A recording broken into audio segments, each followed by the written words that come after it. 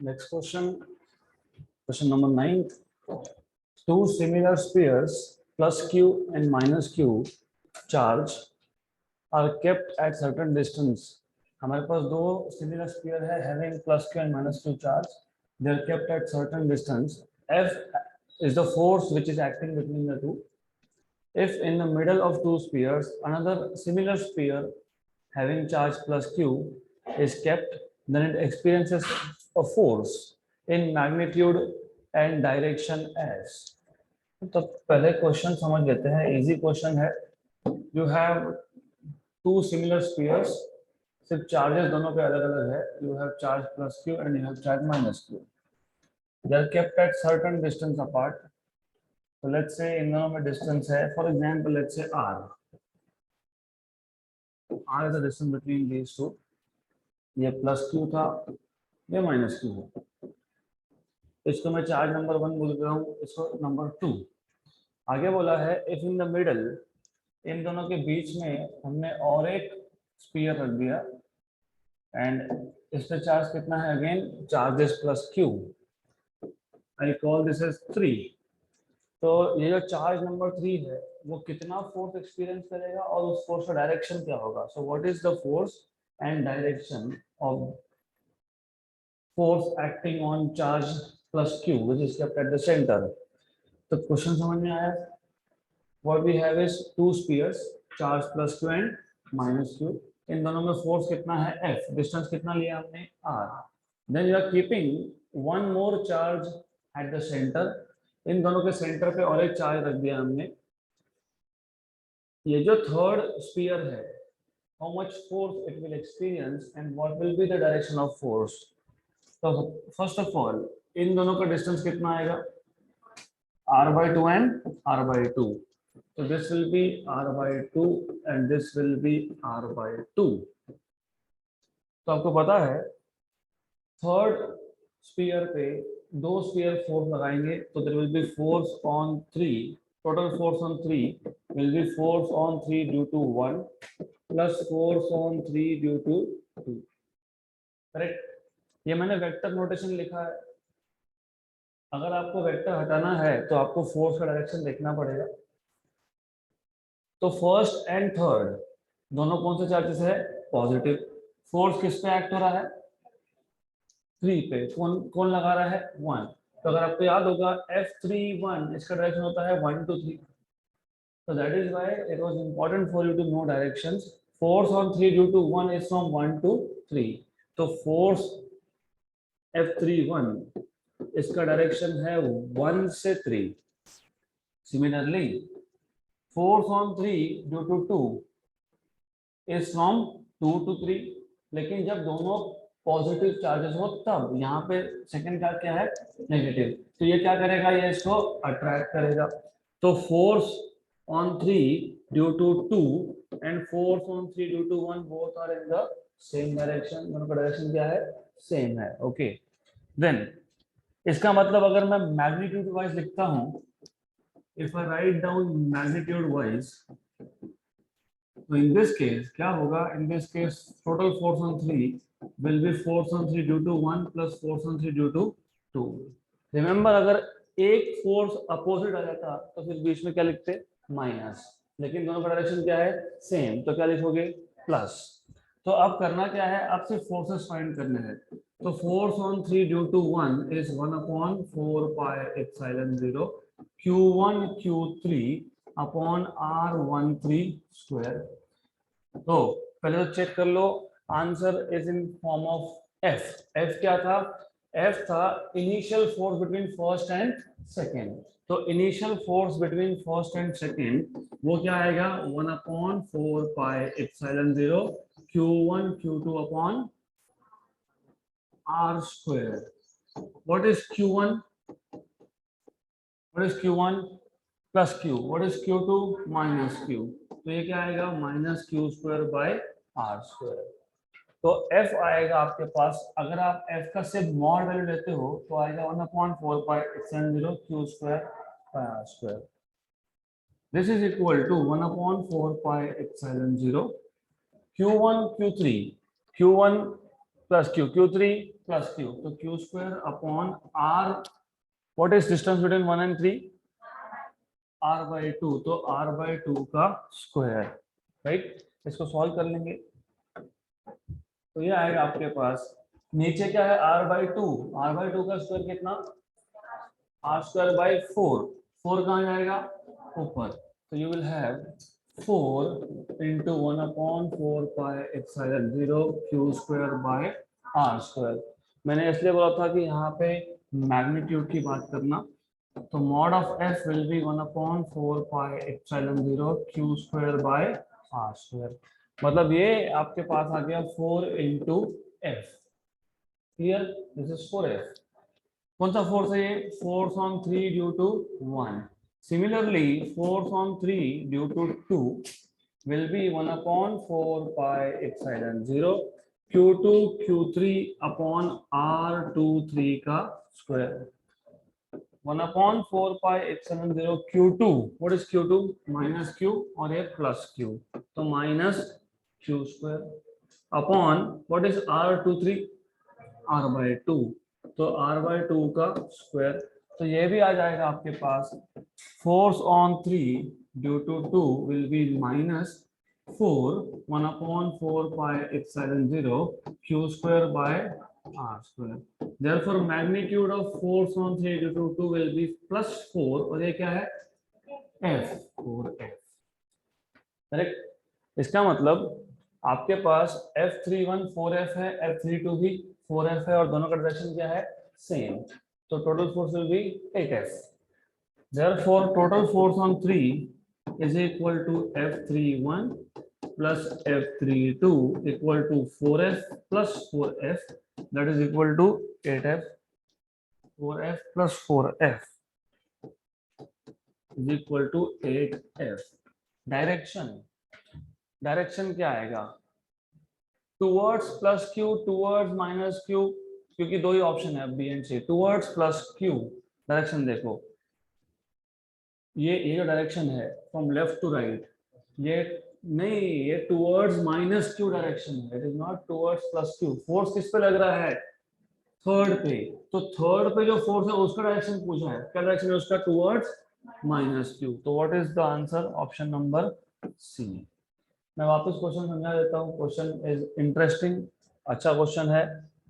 तो क्वेश्चन ऐसा था, अच्छे से ध्यान दो, हमारे पास एक चार्ज है, कौन सा चार्ज है, प्लस क्यू, हमारे पास और एक चार्ज है माइनस क्यू, प्लस क्यू और माइनस क्यू इन दोनों में डिस्टेंस है, let us say R, we have two charges, इसको बोलता हूँ लोकेशन नंबर 1, इसको बोलता हूँ लोकेशन नंबर 2, ये है प्लस क्यू, ये है माइनस क्यू, दोनों में डिस्टेंस ले लेते हैं आर, तो what will be the force between these two, what is force between 1 and 2, 1/4 pi epsilon 0 Q1 Q2, Q1 Q2 by R square, Q1 plus Q है, Q2 minus Q है, तो -1/4 pi epsilon 0 Q square by R square. अगर मैं इसका magnitude लेता हूं तो इसका मैग्नीट्यूड आता है +1/4 pi epsilon 0 Q square by R square, इसको क्वेश्चन के अकॉर्डिंग बोला है F। यहाँ तक क्लियर। नाउ एक तीसरा चार्ज ले लिया, और वो तीसरा चार्ज उन्होंने बोला है कि हमने राइट एट द सेंटर रखा है, पोजीशन नंबर 3। अब राइट एट द सेंटर बोला है, मतलब इसका डिस्टेंस यहाँ से r/2 और यहाँ से भी r/2, तो distance is r/2, distance is r/2, clear. आपको पूछा है what is the total force on 3 and what is the direction, तो total force on 3, force on 3, ये दो फोर्सेस होंगे, कौन कौन फोर्स लगाएगा 3 पे, 1 and 2, तो force on 3 due to 1 plus force on 3 due to 2, right.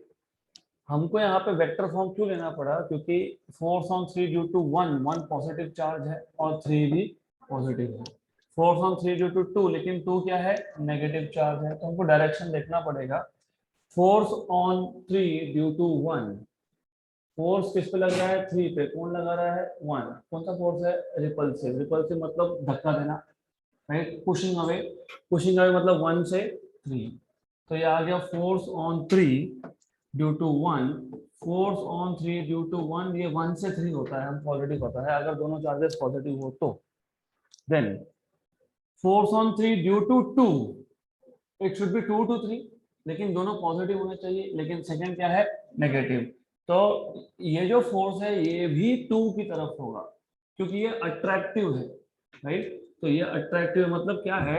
1 3 को पुश कर रहा है और 2 3 को पुल कर रहा है, तो अल्टीमेटली डायरेक्शन क्या है? सेम। तो ये आ गया direction force on 3 due to 2। दोनों सेम डायरेक्शन में होने की वजह से force on 3 will be equal to force on 3 due to 1 plus force on 3 due to 2, magnitude wise. मैंने वेक्टर हटा दिया। तो टास्क क्या है? अभी अगला टास्क ये है कि आपको सिर्फ फोर्स ऑन 3 ड्यू टू 1 का मैग्नीट्यूड मतलब मॉड वैल्यू फाइंड करना है। 1/4 pi epsilon 0 Q1 Q3 upon R13 square.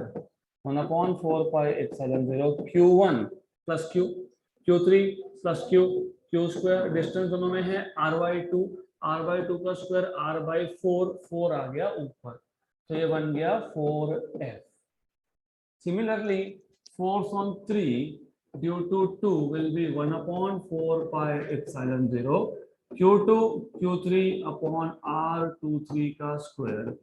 1/4 pi epsilon 0 Q2 plus Q है, Q3 माइनस Q है, लेकिन हमने ये माइनस का ऑलरेडी डायरेक्शन में ले लिया, तो वापस से लेने का कोई पॉइंट नहीं है। तो एक बार हो गया डायरेक्शन में, या तो डायरेक्शन मतलब है, डायरेक्शन ले लिया ना, अब वापस माइनस मत लिखना है यहाँ पे।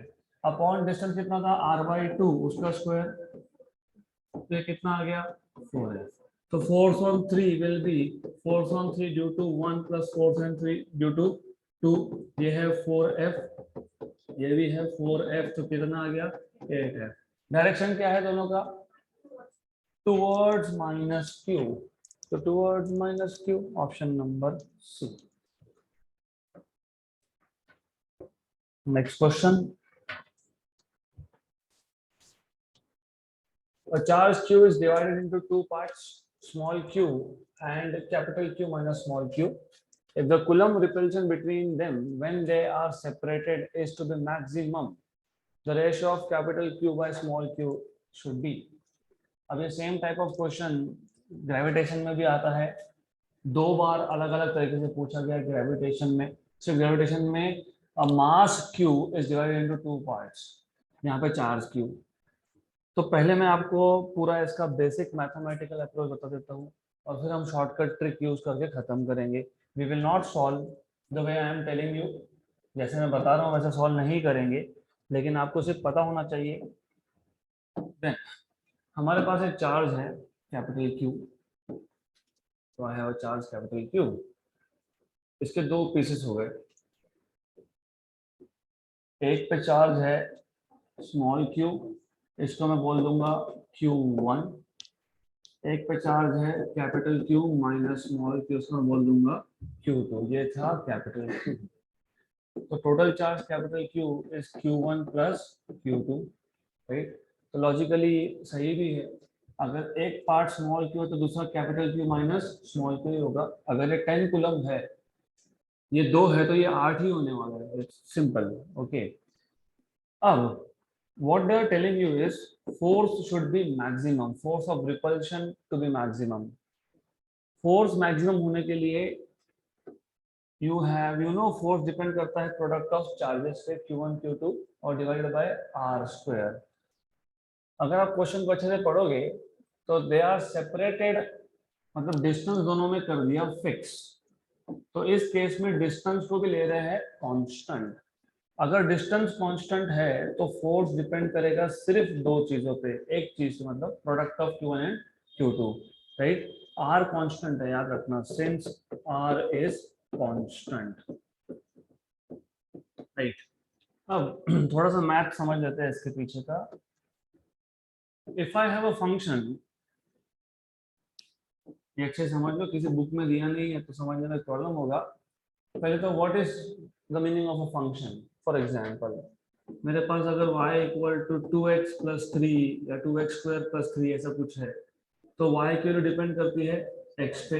y को बोलते हो डिपेंडेंट वेरिएबल, x को बोलते हो इंडिपेंडेंट वेरिएबल। फिर आप लिखते हो y is a function of x। अब फंक्शन के शेप अलग अलग होते हैं, एक स्ट्रेट लाइन भी फंक्शन है, पैराबोला भी फंक्शन है। तो आपके पास फंक्शन के शेप अलग अलग हो सकते हैं। ऐसा भी फंक्शन हो सकता है जो पहले इंक्रीज हो रहा था, मैक्सिमम पे पहुंचा, फिर डिक्रीज।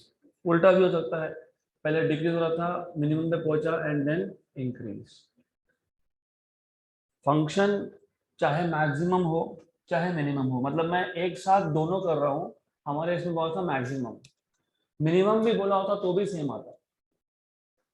फंक्शन की वैल्यू जहां पे मैक्सिमम या मिनिमम होती है, वहां पे अगर मैं टेंजेंट ड्रॉ करता हूं, if I draw tangent at a point of minimum या फिर मैक्सिमम, तो जो टेंजेंट लाइन है इसका डेरिवेटिव स्लोप, स्लोप क्या है इसका, what is slope of a line parallel to X axis? नहीं, I am asking you what is the value of slope of a line parallel to X axis? Zero. क्यों zero? क्योंकि slope आप find करते हो y2 minus y1 upon x2 minus x1। अगर एक line x axis को parallel है तो इस लाइन पे कोई भी दो पॉइंट ले लो, एक यहाँ लो एक यहाँ लो, x1 की वैल्यू तो अलग आएगी, x2 भी अलग आएगा, लेकिन y1 और y2 सेम आएगा। तो what is y1 minus y2? Zero. तो न्यूमरेटर क्या हो गया? जीरो। तो स्लोप क्या आ गया? जीरो। स्लोप को मैथ्स की लैंग्वेज में बोलते हैं हम लोग dy बाय dx, करेक्ट। तो अब इसका हमारे क्वेश्चन के साथ क्या कनेक्शन? इसका हमारे क्वेश्चन के साथ सेम कनेक्शन है,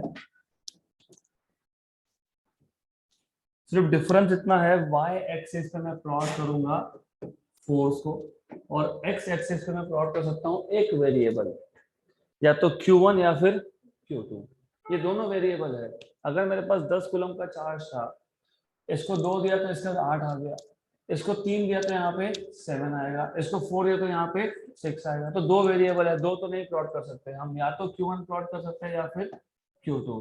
तो ऐसा तो कर ही सकते हैं ना। फोर्स,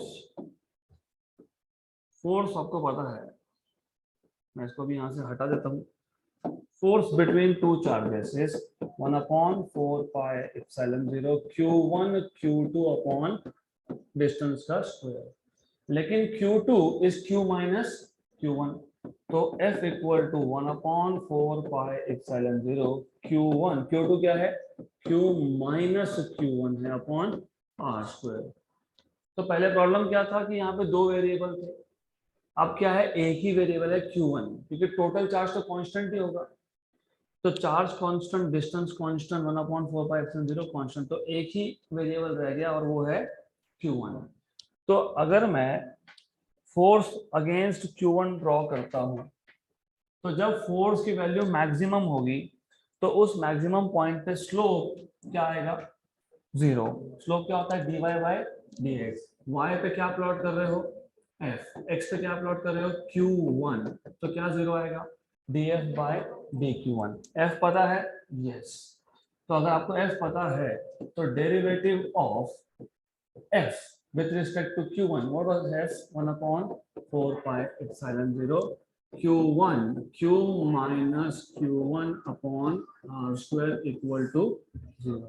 जो जो कांस्टेंट है बाहर निकालो, 1/4 pi epsilon 0 और R square ये है constants. Derivative of Q1 into Q minus Q1 square, this is equal to 0। ये पूरा कांस्टेंट वहां जाके 0। फिर हमारे पास क्या बचेगा? Derivative of Q1 into Q minus derivative of Q1 square. यहाँ पे कौन कांस्टेंट है? Q। Q को बाहर लाओ, Q को बाहर लाओ। What is dq1 by dq1? 1। जैसे dx by dx 1, वैसे ही dq1 by dq1 1। Derivative of x square with respect to x क्या होता है? 2x। तो derivative of Q1 square with respect to Q1 क्या आएगा? 2Q1 equal to 0। तो ये क्या आ गया 1, ये क्या है राइट। तो यहां से सॉल्व करने के बाद क्या मिलेगा, Q1 क्या मिलेगा, Q/2, Q1 इज Q/2, लेकिन क्वेश्चन में Q1 को क्या बोला है, स्मॉल q, तो दिस इज राइट। अब Q2 क्या था, Q2 क्या था, Q2 था Q माइनस Q1, Q1 क्या आया Q/2, तो Q2 भी क्या आएगा Q/2। तो आंसर क्या आना चाहिए, रेशो पूछा है ना, capital Q by small q, तो ठीक है, रेशो पूछा तो यहीं पे खत्म हो गया, बाकी आगे करना ही नहीं है। Capital Q by small q will be 2, तो capital Q by small q is अरे capital Q by small q is 2, तो ऐसा ऑप्शन नंबर कौन सा है देख लो, option number A, right. Good, wait, इतना नहीं करना है हमको, शॉर्टकट चाहिए, सिर्फ आइडिया समझ लो। एक चार्ज के दो पीसेस के सेम मतलब फिक्स डिस्टेंस पर रख दिया और फोर्स मैक्सिमम कब होगा ये पूछा है, तो उसके लिए मैथ्स पता होना चाहिए। मैक्सिमम पे या मिनिमम पे डेरिवेटिव होता है 0, इतना पता होना चाहिए, राइट। तो डेरिवेटिव किसका डेरिवेटिव, फोर्स का derivative with respect two variable. अब वेरिएबल दो थे Q1 और Q2, तो हमने क्या किया, Q2 को लिख दिया Q माइनस Q1, तो वेरिएबल एक बन गया, कौन सा एक, Q1। तो डेरिवेटिव ऑफ फोर्स अपॉन मतलब derivative of force with respect to Q1 is equal to 0। इसको पूरा सॉल्व करके हमको मिल गया capital Q by small q equal to 2, लेकिन थोड़ा बड़ा मेथड है तो छोटा कर देते हैं। Simple logic, logically speaking, force force force depend करता है Q1 into Q2, force depend on Q1 into Q2, distance constant है इस केस में, तो force will depend on product of this two. Let us take any charge, मान लेते हैं हम लोग हमारे पास 8 कूलम चार्ज है total, what is total charge 8 coulomb, 8 ले लो, 10 लो, 12 लो, 6 लो, आपकी मर्जी, मैं 8 ले रहा हूँ यहाँ पे समझाने के लिए। इसके दो टुकड़े किए, इसको दे दिया 1, तो इसके बाद कितना जाएगा 7, फोर्स किसको प्रोपोर्शनल था Q1 इंटू Q2, तो फोर्स क्या आएगा 7, इसको 2 दिया तो यहाँ कितना आएगा, व्हाट इज 2 इंटू 6 12, इसको 3 दिया तो यहाँ कितना आएगा 5, 3 प्लस 5 8, तो कितना है 15। यू सी बढ़ते जा रहा है, 4 एंड 4, तो कितना गया 16, इसको 5 दे तो यहाँ पे कितना आएगा 3, तो कितना होगा 15, 6 एंड 2 कितना आ गया 12, 7 एंड 1 कितना आ गया 7। तो इफ यू नोटिस पहले बढ़ते गया बढ़ते गया बढ़ते गया, मैक्सिमम हुआ, फिर कम होते गया। मैक्सिमम कब हुआ, मैक्सिमम तब हुआ जब Q1 equal to Q2 equal to total charge by 2, ये भी 4 वो भी 4, मतलब Q1 और Q2 की वैल्यू सेम, और वो कितनी, टोटल चार्ज 8/2, तो Q1 Q2 equal to Q/2, तो फोर्स क्या होगा मैक्सिमम, करेक्ट, यहाँ तक क्लियर। तो फोर्स मैक्सिमम होने के लिए दोनों चार्जेस को कैसे तोड़ना पड़ेगा, इक्वली स्प्लिट करना पड़ेगा, राइट। हमको क्या बोला है, हमको Q1 की वैल्यू क्या बताई है, स्मॉल q, स्मॉल q क्या आएगा कैपिटल Q/2, तो capital Q by small q क्या आएगा 2, तो ये ज्यादा इजी है इतना सब करने से, तो दैट मेथड इज इजियर। ऐसा सेम क्वेश्चन ग्रेविटेशन में 2 बार आया है, इलेक्ट्रोस्टैटिक्स में 2 बार आया है, तो this is what you need to know. तो next time if I ask you, मेरे पास टोटल चार्ज कैपिटल Q है, how should I be breaking so that I get force maximum, equally, equally मतलब Q/2 and Q/2 provided distance between two charges is constant, done। Next question, तो remember ये जो trick है, ये trick है, इसका कुछ सॉल्यूशन नहीं है, you just need to know, that's it. अगला question, 2 point charges plus 3 microcoulomb plus 8 microcoulomb repel each other with a force of 40 Newton. If a charge of minus 5 microcoulomb is added to each of them, then the force between them will become, तो दो cases है। अब case 1, case one में जो पहला charge था इसका बोलता हूँ Q1, वो था +3 माइक्रोकुलम। केस वन में जो सेकंड चार्ज था वो था +8 माइक्रोकुलम। केस वन में जो फोर्स बिटवीन देम है वो है 40 न्यूटन। अब आपको बोला है कि दोनों पे आपने -5 कुलम माइक्रोकुलम का चार्ज डाल दिया, तो जो पहला चार्ज था वो बन गया Q1 डैश। पहले कितना था 3 माइक्रोकुलम, अब एक्स्ट्रा कितना दिया है -5। What is 3 - 5? -2। तो 3 माइक्रोकुलम -5 माइक्रोकुलम मतलब -2 microcoulomb. Q2 dash is equal to कितना था पहले 8 था, उस पर आपने एक्स्ट्रा कितना डाल दिया -5, तो कितना हो गया 3 माइक्रोकुलम। और आपको पूछा है find out what is the new force between them. तो सिंपल डिस्टेंस चेंज किया क्या हमने? नहीं। तो डिस्टेंस चेंज नहीं किया तो force is proportional to Q1 into Q2।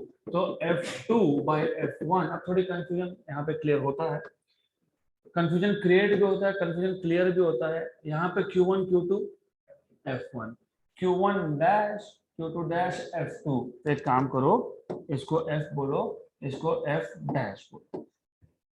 मतलब डैश डैश मतलब सेकंड केस और विदाउट डैश मतलब फर्स्ट केस, सिंपल। तो F डैश मतलब सेकंड केस अपॉन F मतलब first case. Force is proportional to Q1 Q2, तो F डैश मतलब Q1 dash into Q2 dash upon Q1 into Q2। तो F dash equal to upon F भी कर लेता हूँ is equal to what is Q1। Q1 dash कितना था Q1 dash -2 microcoulomb, -2 microcoulomb. Q2 dash कितना था +3 माइक्रोकुलम, माइनस नहीं 8 - 5 इज +3। Q1 कितना है 3 माइक्रोकुलम, 3 माइक्रोकुलम। और Q2 कितना था 8 microcoulomb. Microcoulomb microcoulomb microcoulomb microcoulomb 3 3 1 4, तो कितना आ गया -1/4। तो F dash equal to -F/4। तो -40/4 मतलब कितना -10 न्यूटन। माइनस मतलब अट्रैक्टिव, एक नेगेटिव चार्ज एक पॉजिटिव चार्ज तो अट्रैक्टिव है ना, एक नेगेटिव है एक पॉजिटिव है तो फोर्स विल बी अट्रैक्टिव। तो -10, option number A. Next question,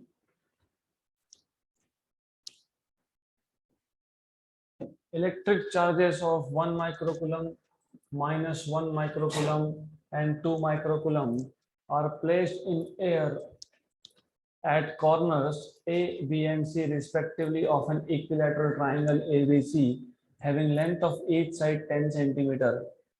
The resultant force on the charge at C is. So you must know first of all what is equilateral triangle. So I hope you know what is equilateral triangle. What is equilateral triangle?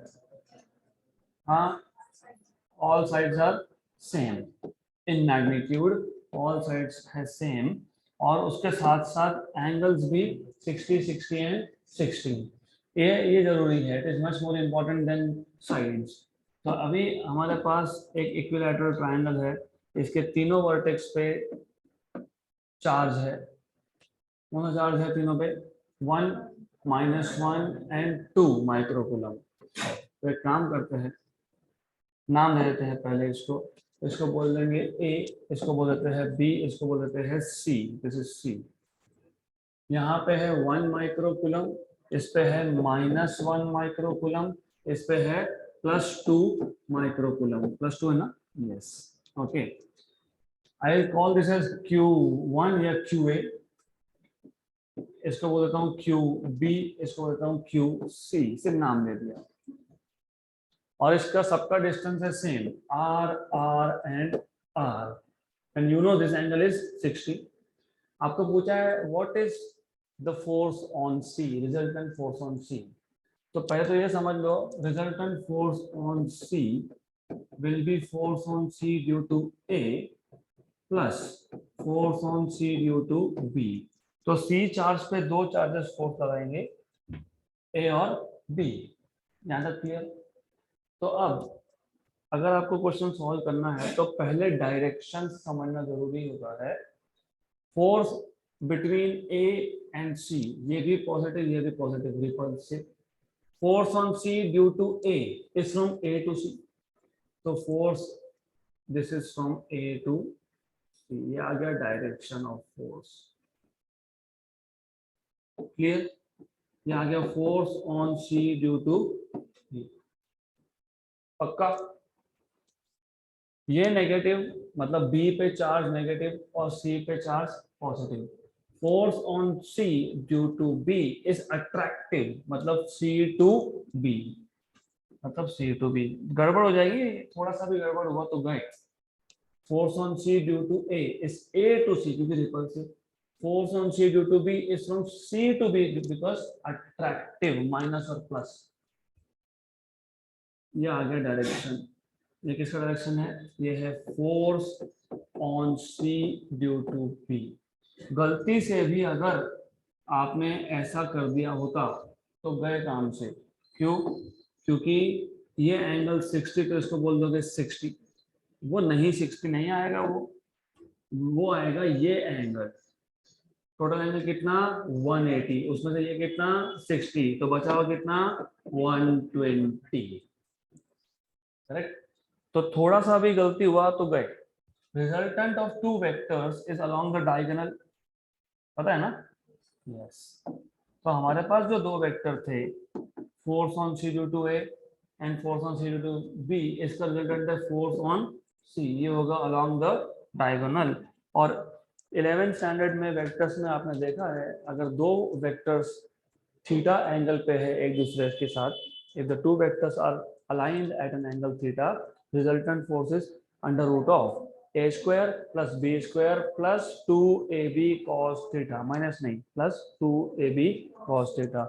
तो यहाँ पे भी वैसा ही है, force resultant force on C is under root of force on C due to A का square plus force on C due to B का square plus force on 2 into force on C due to A force on C due to B cos of theta। Correct? Clear?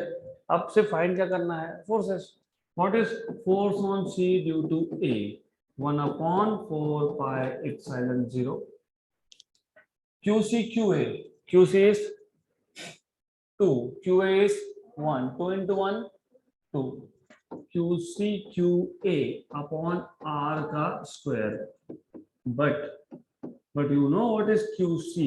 2 micro coulomb है, मतलब 10 power -6। you know what is QA? 1 मतलब 10 power -6। you know distance is 10 centimeter, centimetre से metre में convert करोगे तो 10 into 10 power -2 मतलब 10 power -1। ये सारे वैल्यू सब्स्टिट्यूट करने पड़ेंगे क्योंकि आंसर जो है नंबर है, तो पूरा सॉल्व करना पड़ेगा हमको। तो force on C due to A 1/4 pi epsilon 0 मतलब 9 to 10 power 9। QC QA, QC is 2 into 10 power -6, QA is again 10 power -6, distance का स्क्वायर 10 power -1 का स्क्वायर, 10 power -1 का स्क्वायर। ओके, तो 9 into 18, 10 power 9 और ये -12 -3, ये -2 ऊपर आके प्लस होगा, -3 + 2 मतलब -1, तो कितना? 1.8 Newton. Similarly, force on C due to B 1/4 pi epsilon 0 QB QC upon R square। But difference एक ही है, ये था +1, ये है -1, तो डिफरेंस आएगा सिर्फ माइनस साइन में, बाकी सब सेम होगा ना, बाकी तो डिस्टेंस भी सेम है, तो कैलकुलेशन सारे सेम है, सिर्फ ये जो सेकंड चार्ज है वो लिखोगे आप माइनस। तो बस सब कुछ सेम है, सब कुछ सेम है, तो सॉल्व क्यों करना है फिर? तो force on C due to B will be -1.8 minus, right, -1.8 newton. Clear है ना? पक्का? Is is clear? लेकिन जब आप रिजल्टेंट वेक्टर लिखते हो उसमें ऑलरेडी थीटा हमको डायरेक्शन ही बताता है, राइट? तो ये जो फोर्स आपने लिखा इसका मॉड लेना पड़ेगा, नहीं तो फिर वापस से वही गलती होगी अगर मॉड नहीं लोगे, क्योंकि बहुत जगह वैसा करके रखा है, मैग्नीट्यूड लिया ही नहीं है, डायरेक्टली बोल दिया ओ ओके डन, राइट? तो मॉड लेना पड़ेगा आपको। मॉड क्यों मॉड? क्योंकि आप ऑलरेडी एंगल कंसीडर कर रहे हो, तो you have to take modulus, इसका प्लस वैल्यू लेना पड़ेगा, दैट इज 1.8। तो resultant force will be under root of, कौन सा था पहला? FCA। कितना FCA? 1.8। अब और एक चीज कर सकते थे आप, what you could have done is values डालने की जगह पे आप बोलते force on C due to B, force on C due to A, ये दोनों इक्वल है तो इसको F बोल देते हैं। तो रिजल्टेंट फोर्स और इसकी वैल्यू कितनी है? 1.8। दिस इज 1.8 न्यूटन, वो आखिरी में सब्स्टिट्यूट करेंगे। FC equal to under root of force on C due to A का स्क्वायर मतलब F स्क्वायर, मतलब ये भी F स्क्वायर, मतलब ये 2 into F square cos of 120। You know what is cos of 120? इतना क्यों सोचते हो? -1/2 cos of 120 is cos of 90 plus 30, cos of 90 plus 30 मतलब minus sin 30। what is sin 30? Half, minus half, तो ये आ जाएगा F square plus F square 2F square बराबर plus 2F square, और ये कितना है? माइनस हाफ है, 2 कैंसल, तो ये क्या आ गया? Under root of 2F square minus F square, मतलब F स्क्वायर का रूट कितना? F, तो वही आ गया 1.8। तो आंसर क्या आएगा? 1.8 newton, option number B. Next question, electric charges, वही है क्या? यस। अगला question, two small conducting spheres of equal radius, दोनों का रेडियस सेम है, दो कंडक्टिंग स्फीयर्स हैं, मतलब दो कंडक्टर्स है, having charges +10 microcoulomb and -20 microcoulomb respectively and placed at a distance r from each other experience force F1. If they are brought in contact and separated to the same distance, they experience force F2. The ratio of F1 to F2 is, तो पहले question समझ लो, हमारे पास दो conducting sphere थे of equal radius, this is important, बहुत important word है equal radius. Unequal radius रहा तो उसका सॉल्यूशन अलग आएगा, ये अलग होगा। तो हमारे पास चार्ज था पहले केस में Q1 कितना है? 10 माइक्रोकूलम प्लस 10 माइक्रोकूलम, Q2 कितना है? -20 माइक्रोकूलम, डिस्टेंस क्या है? R, distance is r. Now what you are doing is, अब आपने क्या किया? अब आपने इस सिस्टम को, जो चार्जेस यहाँ पे थे, दो जो स्फीयर थे, इसको लाया, टच किया और वापस से सेपरेट कर दिया। इससे क्या होता है? जब आप दो चार्जेस को टच करते हो तो टोटल चार्ज होता है Q1 प्लस Q2, मतलब 10 - 20 कितना? -10। और क्योंकि दोनों का साइज सेम था, तो अब जब सेपरेट करोगे तो टोटल चार्ज कितना था? -10, उसका आधा आधा दोनों के पास जाएगा, तो ये हो जाएगा -5 और ये भी आएगा -5, इसको बोल देंगे डैश। पहले केस में फोर्स था F1, दूसरे केस में फोर्स है F2, distance is same, what will be the ratio of forces? अभी तो देखा हमने, F1 by F2 will be Q1 into Q2 upon Q1 dash into Q2 dash। सिर्फ पिछले केस में बता दिया था कि एक्स्ट्रा चार्ज हमने डाला है, यहाँ पे क्या बताया? टच किया, टच किया तो टोटल चार्ज 10 - 20 मतलब -10, फिर दोनों सेम साइज के थे तो आधा और आधा ले जाएंगे, इक्वल ले जाएंगे, तो Q1 कितना था?